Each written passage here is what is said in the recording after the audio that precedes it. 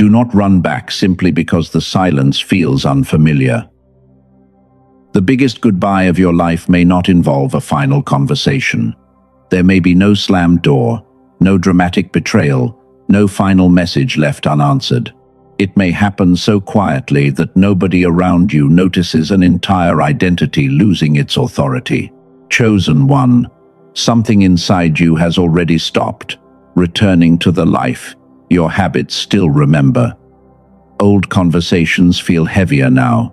Certain people can sit beside you and still feel far away. Things you once begged to keep no longer create the same panic when they begin to leave. You may have called this exhaustion, you may have called it numbness, but numbness closes you to everything, while this change is far more precise. Your mind and body are becoming unavailable to what repeatedly requires you to abandon yourself. That is why you feel tired before certain conversations begin. That is why old arguments no longer excite you. Proving your heart to people who misunderstand it feels like a task you cannot keep performing. Something is ending. It is not ending loudly. It is ending deeply. Before this message ends, you will understand the 4 stages of this quiet separation. You will see why familiar pain feels safer than unfamiliar freedom, and why knowing the truth has not yet become movement. This is not a prediction of death. It is not a command to leave someone tonight. The goodbye begins inside, when an old role stops making decisions for the person you are becoming. You have played that role for a long time. You explained everything. You carried the emotional weight. You stayed calm, so everyone else could remain comfortable. But being needed slowly began to replace being known. Now your attention is pulling away from that arrangement. You may still show up. You may still care. But the part of you that once received identity from being endlessly available is growing quiet. Your energy no longer wants to finance a role your spirit has outgrown. That does not make you cold or selfish. It means you are noticing the hidden price of becoming smaller so other people never have to change. Here is the mistake that pulls many people backward. They interpret the absence of chaos as the absence of love. They feel the silence, and they assume something important has died.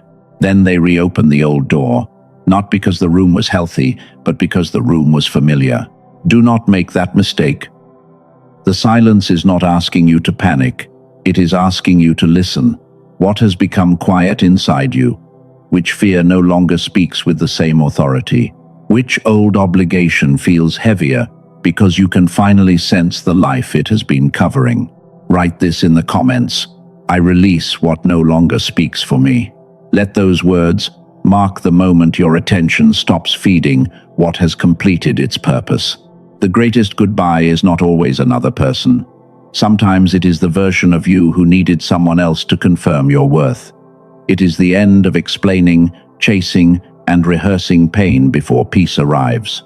Yet one stage feels almost exactly like loneliness. The old identity has weakened, but the new one has not become familiar. Many chosen ones turn back there. They mistake the empty space for evidence that they chose wrong. You need to see what that space really is. Recognize the signs before fear gives them another name. The first sign has begun. It ends. The first sign is physical. Your body reacts before the mind explains. A familiar name appears, and your shoulders tighten. A conversation begins, and your energy drops. You may still smile. You may still answer. But something inside you is no longer willing to pretend the cost is small. The second sign is quieter. You no longer need to win every argument. You can let someone keep their version of you. Truth still matters, but your peace no longer begs everyone to become a fair witness. The third sign arrives as distance. Things that once triggered panic now create observation. You feel the pull, but you do not disappear inside it as quickly. The emotion rises, but it no longer owns the entire room within you. The fourth sign is strange. You can spend more time alone, yet the solitude is not fully peaceful. Part of you enjoys the quiet. Another part searches for the old noise. Many people misread this transition. They say, I am losing motivation. They say, I am becoming cold. They say, maybe I do not care about anything anymore. But that common explanation misses what is actually happening. Your attention may be withdrawing from an identity that no longer fits. This is the silent severance. It is the slow ending of an inner agreement. It may have said you must always explain, love requires endless access, or peace must wait until everyone understands. When attention stops feeding that agreement, the old life feels weaker. Not because every person in it became wrong, not because you suddenly became better than them. The bond weakens because your identity is no longer receiving the same reward from the role.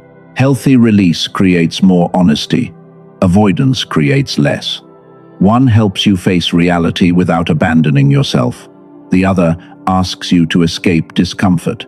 The behavior can look similar, but the inner result is different. Ask yourself one question. Am I stepping away because I feel peaceful, or because I am afraid to face what is true? Do not rush the answer. Peace can still contain grief. Courage can still contain fear. The question is whether your choice returns you to yourself or removes you from responsibility. Now picture an old coat around your shoulders. It once protected you from a cold season. It held warmth when you had very little. But the coat has become too tight. Your breathing changes when you wear it. Your movement becomes smaller. Do not burn the coat. Gently take it off. Place it beside you. Thank it for protecting you. Notice what happens in your chest when you no longer force your body to fit inside it. That coat may be the rescuer, the peacemaker, or the one who never needs help. Name one role you will no longer perform at the cost of your own life. There is another layer to this. Spiritual understanding does not always create mental clarity by itself. You can receive a true message and still struggle to organize your next step. You can know a season is over and still feel fog when action is required. Researchers have explored how different parts of the brain coordinate attention, creativity, and decisions. One line became connected to Nobel Prize winning work. Later, we will return to why it matters. For now, hold one question. What if you are not lacking another message, but the mental condition required to fully receive the message you already have? Because the body may have left before the mind knows how to follow. The heart may be finished while memory keeps reopening the door. That is where the next part begins. The body may have stepped away, but memory can still reopen the door. That is why you sometimes miss what hurt you. It does not always mean the relationship was right. It may mean the role you played there became familiar enough to feel like identity. You remember the messages and routines. You remember who you became when they needed something. Pain that repeats long enough can begin to feel predictable. This is where the mind confuses familiarity with belonging. The familiar gives you a script, and even when it hurts, you know your lines. Freedom asks you to enter without knowing who you must become. So, ask yourself this: do I miss them? Or do I miss knowing exactly who I had to be beside them? That question changes everything. It separates love from conditioning. It separates grief from the impulse to return. This hidden force is the familiarity pull. It is the tendency to move toward what is known, even when what is known keeps you small. It does not prove that the old place was aligned. It proves that your nervous system learned the map. A person can leave a painful job and still dream about returning. Someone can leave a draining relationship and still check the phone. Peace can feel empty during early freedom. You are not failing because you remember. Memory is offering the map it already has, while your future asks you to draw a new one. An ancient image captures this pattern. People can leave captivity and still miss the food they knew there. Uncertainty can make old limitations look safer than new responsibility. Do not hate the old map. Stop treating it as destiny. You can honor what you learned without returning to what reduced you. Divide a page into two columns. On the left, Write what you truly miss. Maybe it was companionship, routine, or feeling needed. On the right, write the price you paid to keep it. Name the actual cost: lost sleep, silenced opinions, delayed dreams, constant anxiety, money you could not save, time you never got back. This exercise is not about anger, it is about clarity. Look at both columns together. Ask whether what you miss can exist in a healthier form. Love can return without self-abandonment. Write this in the comments. Familiar is not the same as meant for me. Let that sentence interrupt the old reflex. Let it remind you that recognition is not instruction. A familiar feeling can be noticed without being obeyed. Imagine a morning when you do not check whether someone returned. Your feet touch the floor before the old story enters. The room is quiet, and the quiet belongs to you. You open the curtains. Light enters without asking what happened yesterday. Your peace no longer depends on someone finally understanding what they did. That future is built through repeated decisions that teach your mind a new map. One boundary, one honest answer, one morning without reopening the old conversation. And still, a deeper question remains. Why can you understand all of this and still feel fog when a real decision appears? Why does clarity visit during reflection, then disappear when action is required? The answer is not that you need more shame. It is not that you need another label. The next layer is the identity echo, the voice of an old role continuing after the situation itself has ended. That echo can sound like caution. It can sound like responsibility. It can even sound like wisdom. But when you learn where it came from, you will understand why the past keeps asking for a vote in a future it no longer owns. The situation can end while its voice keeps speaking inside you. A relationship may be over, but you still explain yourself in your own mind. A job may be gone, but its measure of worth remains. A family member may be absent, yet you still wait for permission they may never give. This is the identity echo. It is the sound of an old role continuing after the room has changed. You no longer live inside the original situation, but your decisions still respond to its rules. The past is gone from the calendar, while its authority remains active in your nervous system. You notice it when you prepare a defense before anyone asks a question. You shrink an idea before another person can criticize it. You delay a decision until you can guarantee that nobody will be disappointed. The situation ended, the permission structure did not. Chosen one. This is why freedom can feel incomplete. You may have crossed the physical distance, but part of you still reports back to the old identity. It asks whether your needs are reasonable. It asks whether your voice will cause trouble. It asks whether becoming visible will make love disappear. One person left a controlling environment and believed the hardest part was over. The doors were different. The faces were new. Yet every important choice still required an imaginary defense. Years passed before this person realized that no one was demanding an explanation anymore.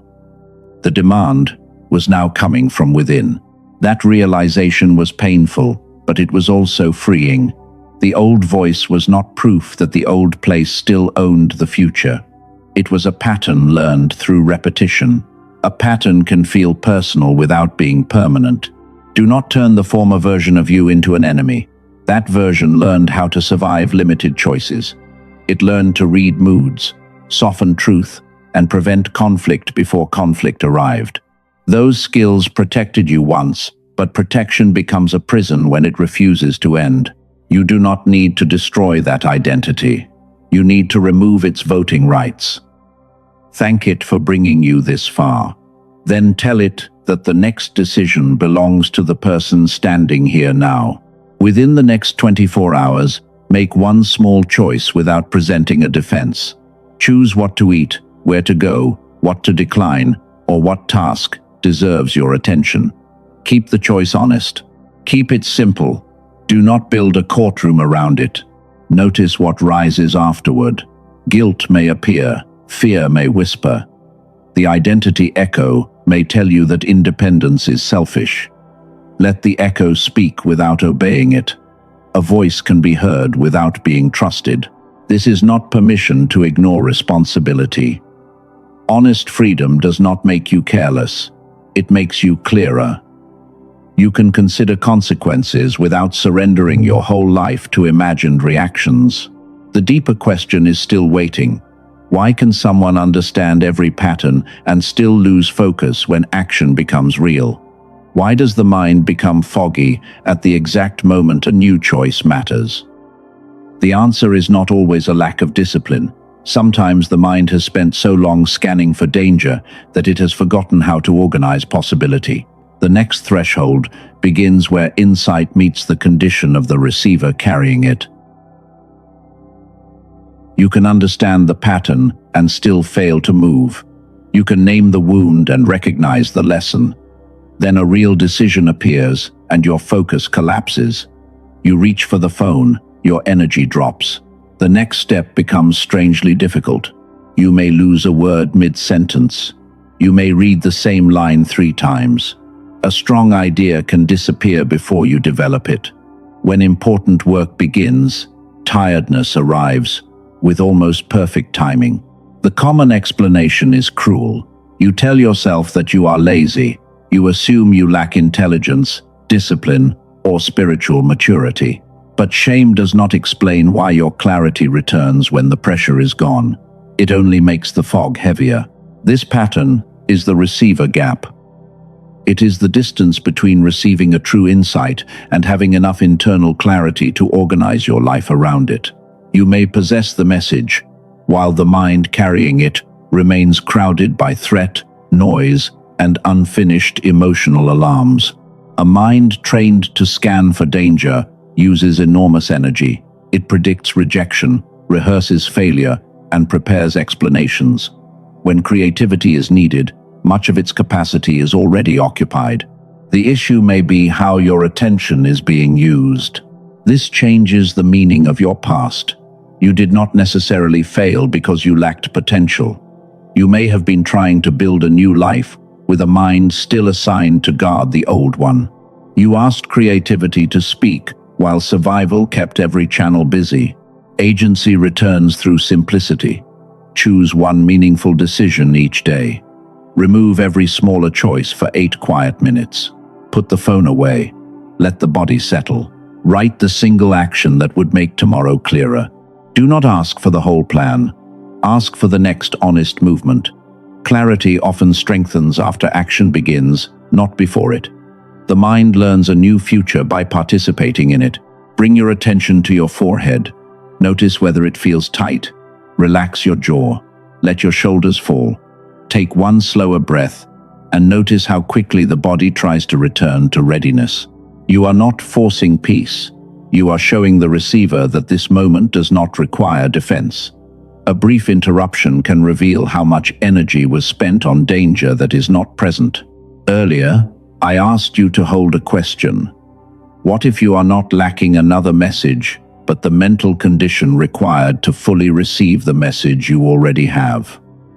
It is time to close that loop.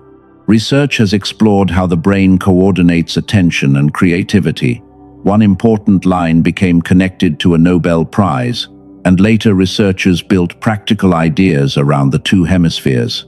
I waited to return to this because a solution only matters when the full shape of the problem is visible. You now see that shape. The old identity consumes attention. The nervous system protects familiar patterns. The receiver becomes crowded, even when the message remains true.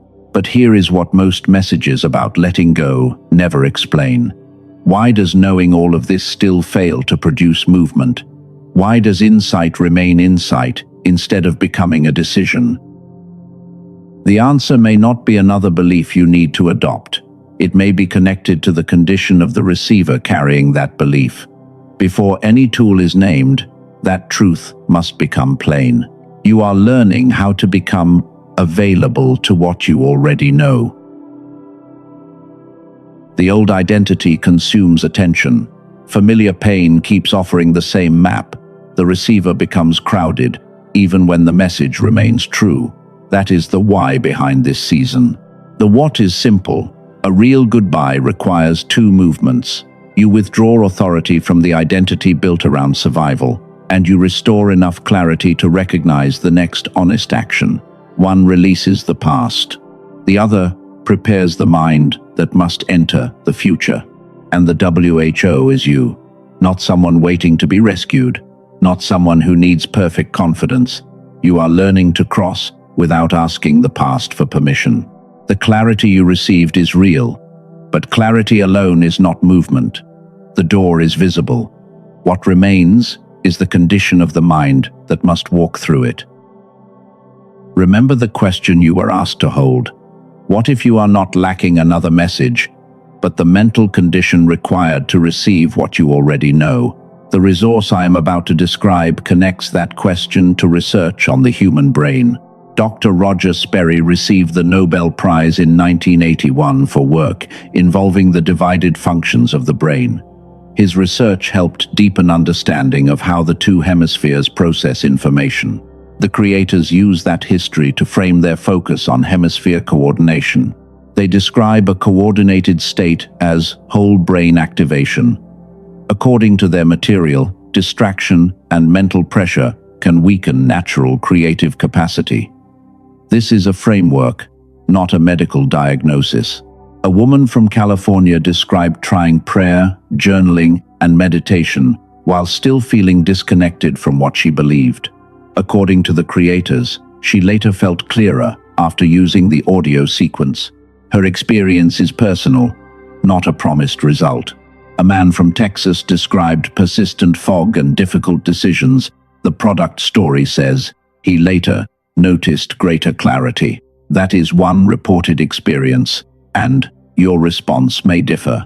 A team led by Doctor Daniel Barone in New York created an 8-minute targeted auditory sequence. They call it the genius switch. The creators say it uses neural sync technology designed to support whole brain activation through coordination between the two hemispheres. The routine is simple. You wear headphones, you close your eyes, you listen for 8 minutes each day. It requires no mantra, complicated meditation, or hours of training. The genius switch is not medicine. It does not replace medical care, healthy sleep, or professional support. It is also not positioned as a binaural or brainwave track. The creators describe it as a different kind of targeted auditory sequence. Neurofeedback can cost hundreds of dollars per session. The product page positions this resource as a simpler and less expensive option, without claiming the methods are clinically equal. The genius switch is not for everyone. It may fit the chosen one who has done inner work, yet still feels clarity disappear when action matters. According to the product information, the listed price was $49, with an offer of $39 on the official page. The purchase includes lifetime access and 4 digital bonuses. The bonuses include a guided visualization, a grocery guide, a classic manifestation book, and a printable 5 habits guide. The page also describes a money-back guarantee. Read the terms before deciding, because prices, availability, and guarantee details can change. The cost of waiting is letting confusion remain unexamined while another week passes. This resource is not your only path. It is one structured option for a clearer daily practice. Do not confuse the official product with tracks carrying similar names elsewhere. The creators state that the verified version is on their official page. The link in the description and pinned comment leads there. If your spirit resonates, read everything carefully. Decide from clarity, not fear. The choice is yours. A tool does not replace God. It does not replace obedience, rest, medical care, or courageous action. It cannot close the old door for you. It can only support a clearer space in which you decide what happens next. The deeper current returns. The final goodbye is not to confusion alone. It is to the survival intelligence that kept your mind prepared for danger, even after the danger was gone. Survival intelligence once kept you safe. It taught you to read every room before you relaxed. It trained you to notice tone, distance, and danger. You became skilled at preparing for disappointment before hope spoke. That skill was not weakness, it was adaptation. But adaptation can outlive the season that created it, and then protection begins, consuming the energy meant for creation. You call it caution. You say you are only being realistic, yet sometimes caution is fear, wearing a respected name. It keeps you researching after the answer is clear.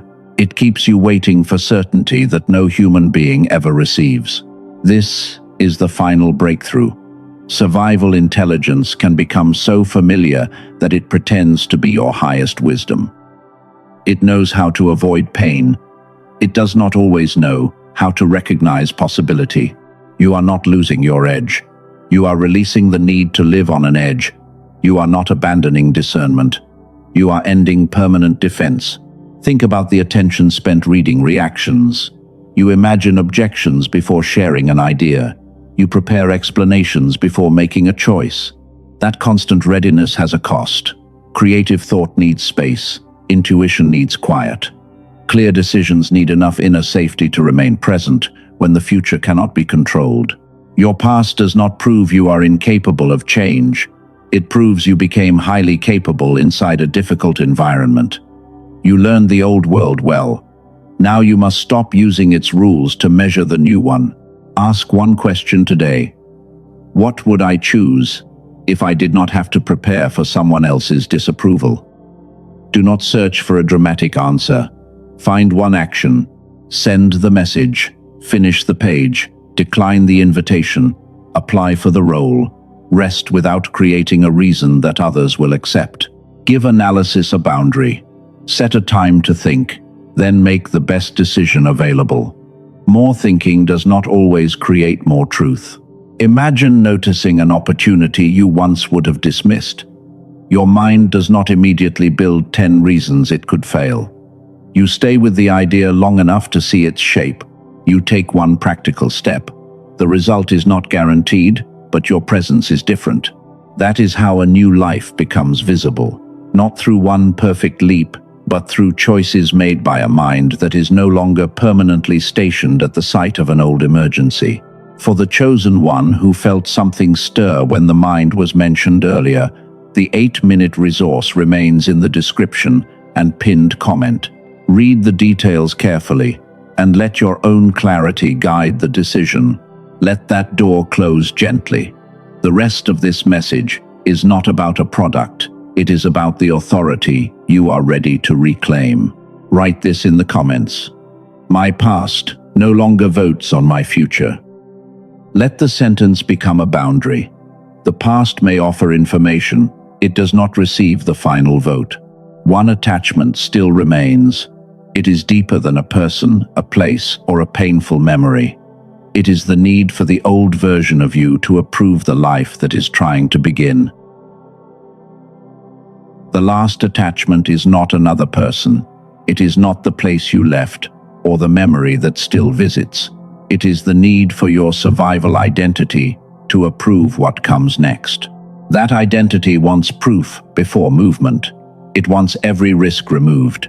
It wants the people who misunderstood you to admit what happened. But freedom cannot depend on the cooperation of those who benefited from your silence. Closure may never arrive in the form you imagined. The apology may remain unspoken. The explanation may never become fair. The first layer is the need to be acknowledged.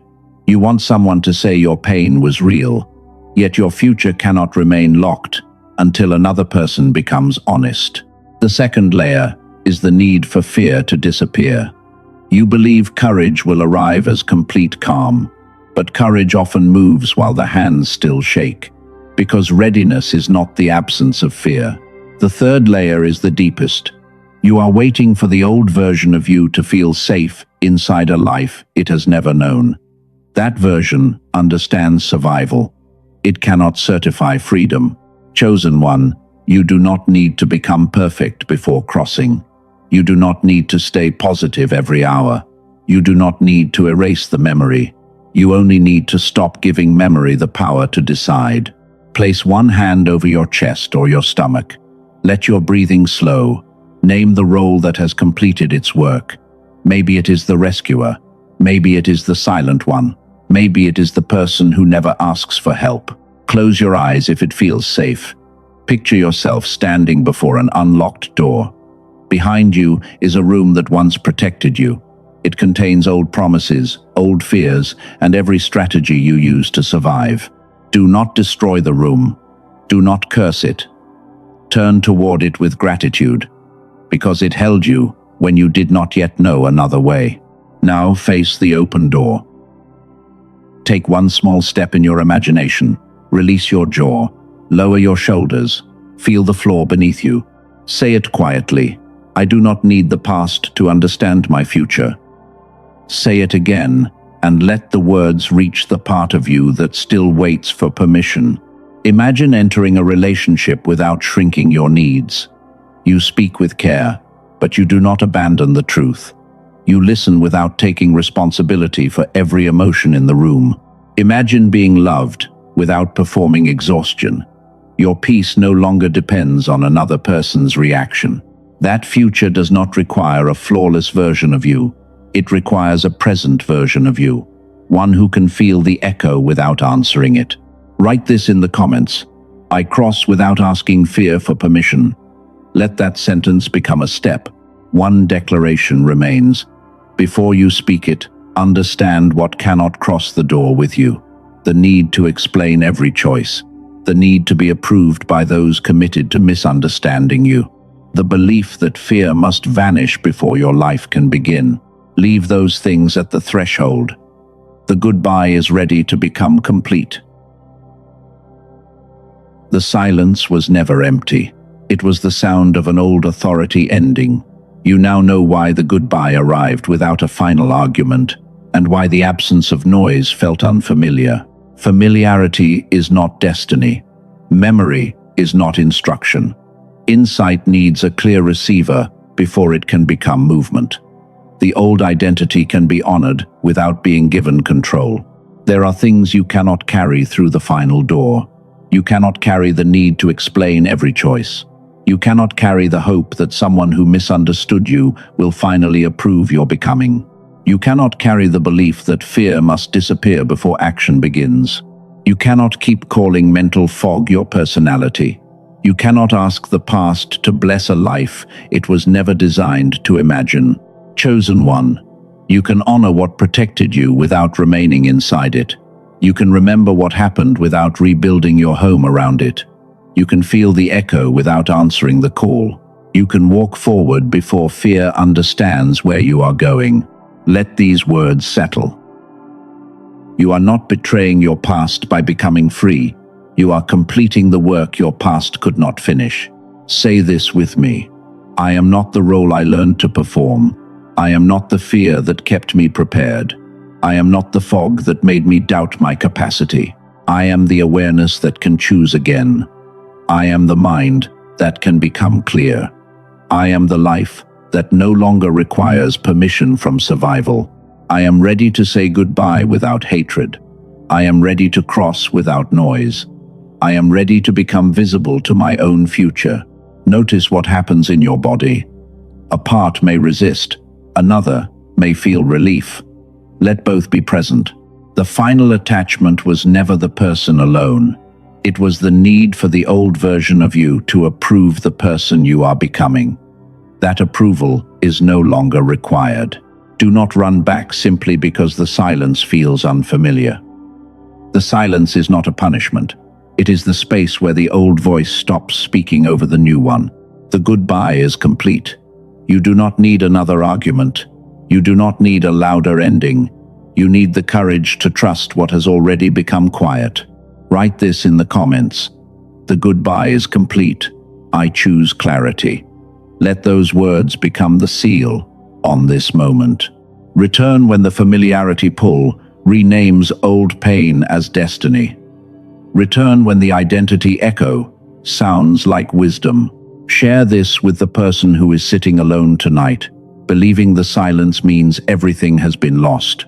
They may need to hear that some endings do not take life away.